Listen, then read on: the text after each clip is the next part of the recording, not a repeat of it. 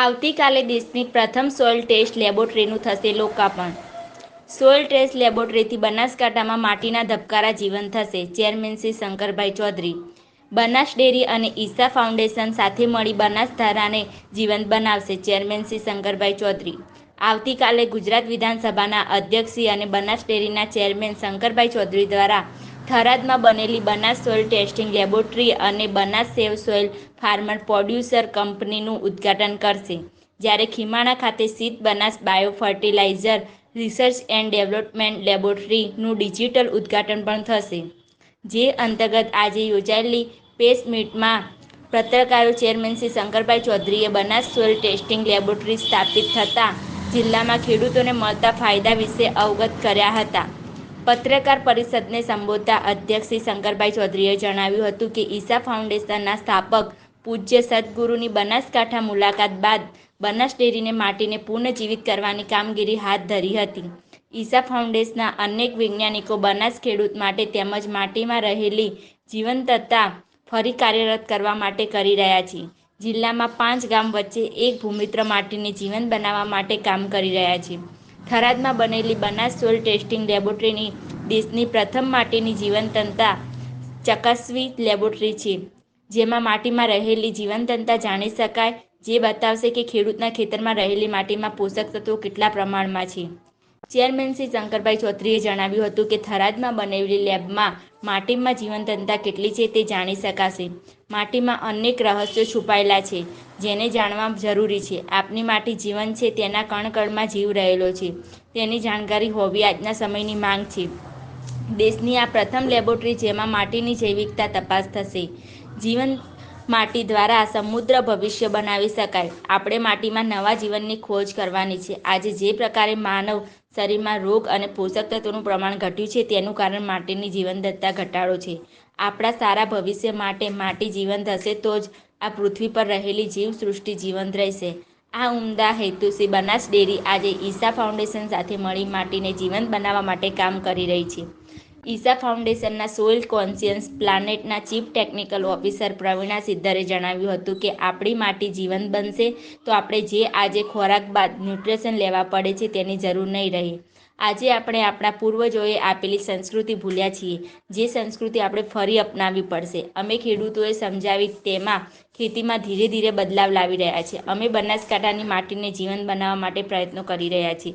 ખેડૂતો વૈજ્ઞાનિક પદ્ધતિ અપનાવશે તો તેનો ફાયદો ખેડૂતોને થશે. થરાદમાં થયેલી સોઇલ ટેસ્ટ લેબોરેટરીમાં રિપોર્ટના આધારે અમે ખેડૂતોએ માટીની જીવંતતા વધારવા માટે સલાહ આપીએ છીએ. વિજ્ઞાન અને ટેકનોલોજીના સમય થકી માટીને જીવંત બનાવવા અમે પ્રયત્નશીલ છીએ. સોઇલ ટેસ્ટ લેબોરેટરીની વિશેષતા. સોઇલ ટેસ્ટ માટેની વૈશ્વિક સ્તરની આધુનિક લેબ. જમીનની જૈવિક પાસાઓની તપાસ થશે. માટીના સૂક્ષ્મ જીવાણુઓનો અભ્યાસ થશે. ટકાઉ માટી વ્યવસ્થાપન માટે નવો માપદંડ સ્થાપિત થશે.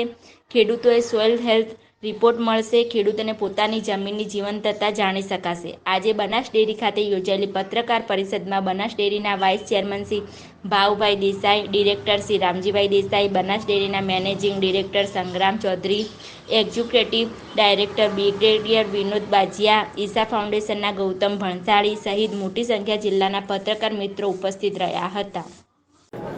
માટીની જીવંતતા એ આ લેબના માધ્યમથી જાણી શકાશે અને દેશની આ પ્રથમ એવી લેબ છે કે માટીના જે રહસ્યો છે તેને જાણવા માટેનું માધ્યમ આ લેબ બનશે.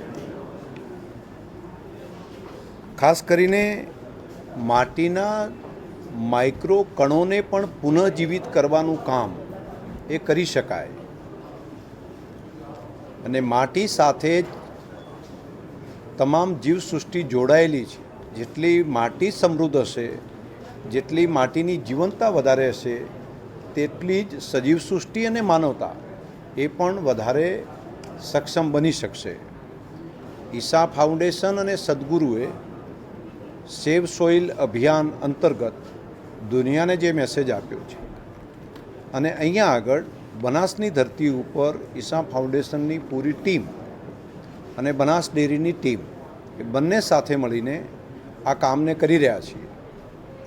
મોડલ રૂપ ઉપર 40 જેટલા ગામોમાં ભૂમિ મિત્રોના માધ્યમથી ખેડૂતોમાં છેલ્લા 1 વર્ષમાં કરેલા પ્રયોગો, તેની મળેલી સફળતા, અને તે પછી અત્યારે નવી આ આધુનિક લેબ તૈયાર થશે, જેમ મનુષ્યની આરોગ્યની ચકાસણી આપણે કરી શકીએ છીએ તે જ પ્રમાણેની સોઇલની સંપૂર્ણ હેલ્થ ચેક કરવા માટેની ભારતની આ પહેલી લેબ બનશે અને ખેડૂતો માટે એ આશીર્વાદરૂપ સાબિત થશે.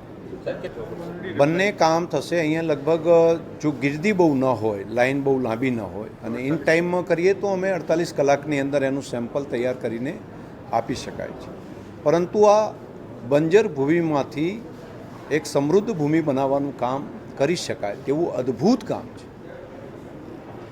સાથે સાથે બહારથી એને દવા લાવીને નાખો, તેના બદલે જૈવિક પદાર્થો ખેતરની અંદર જ, ગામની અંદર જ, ધરતીની અંદર જ જે મળે છે તેના માધ્યમથી કઈ રીતે કરી શકાય તેની સૌથી મોટી પ્રાયોરિટી રહેશે. જે રીતે માણસને ફૂડ સપ્લિમેન્ટરીની જરૂર હોય છે એવું આપણે કહીએ છીએ, તો એના પોષક તત્વો ઘટ્યા એના કારણે તો પહેલી જરૂર છે ધરતીને. તો ધરતીનો ખોરાક એ ઝાડના પાંદડા અને પ્રાણીઓના છાણ છે, મળ છે. આ બંનેના સમન્વયના આધાર ઉપર એના બેક્ટેરિયા, એની ફંગસ, એ પછી માઇક્રો સૂક્ષ્મ જીવાણુઓ, અને એના આધાર ઉપર આખી ધરતી જીવંત થાય છે. અને તમે લાઈવ જોઈ પણ શકો છો કે માટીની ચપટી માટી ટેસ્ટમાં મૂકીને એની કેટલી જીવંતતા છે, એના બેક્ટેરિયા કઈ રીતે ચાલે છે, ફંગસની પ્રક્રિયા કેવી થાય છે, એ તમે લાઈવ લેબની અંદર જોઈ શકાય. માટી ખરેખર જીવે છે. આપણે અત્યારે સુધી કહેતા હતા કે વનસ્પતિ જીવે છે, પરંતુ માટી પણ જીવે છે, માટીની પણ જીવંતતા છે, એ પણ પ્રત્યક્ષ રીતે લેબમાં જોઈ શકાય. આવું અદ્ભુત કામ ગઈકાલે મને બહેને વાત કરી, પ્રવીણાબેને, કે એકબીજા વનસ્પતિ એકબીજાથી વાત પણ કરી શકે, ફંગસના માધ્યમથી ફંગસનું આખી ચેન બને અને એ ફંગસ એકબીજાની ચર્ચા કરી શકે, કોને ક્યાં ખૂટે છે શું, અને જે એને જુએ છે ટેક એન્ડ ગીવ કરે છે. વનસ્પતિ ઉપરથી સૂર્યપ્રકાશમાંથી લીધેલી વસ્તુ નીચે આપે છે અને નીચેથી તૈયાર થયેલી વસ્તુ એના ફંગસ, બેક્ટેરિયા એ વનસ્પતિને આપે છે. આવું એક જીવંત વિજ્ઞાન, એની ચકાસણી થઈ શકે, એની માહિતી લોકો સુધી પહોંચી શકે, આ એક અદ્ભુત છે.